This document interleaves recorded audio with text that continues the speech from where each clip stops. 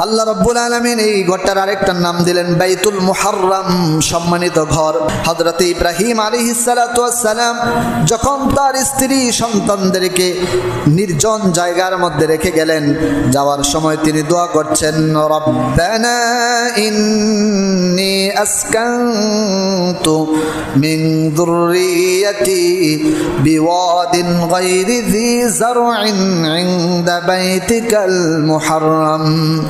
আদরের স্ত্রী সন্তানদেরকে রেখে যাওয়ার সময় হযরত সাইয়্যিদনা ইব্রাহিম আলাইহিস সালাতু ওয়াস সালাম দোয়া করতে শুরু করলেন, হে আমার রব, ইন্নী আসকানতু মিন যুররিয়্যাতি, আমার আদরের সন্তান ইসমাঈল এবং আমার স্ত্রীকে এমন একটা জায়গায় রেখে যাচ্ছি, বিওয়াদিন গায়রি যী যারইন, এমন একটা বসতিতে, এমন একটা উপত্যকার সামনে রেখে গেলাম রব্বুল আলামিন, যেখানে কোনো যারইন, কোনো খাবারের কোনো ফসল নাই, গাছপালা নাই, কিচ্ছু নাই।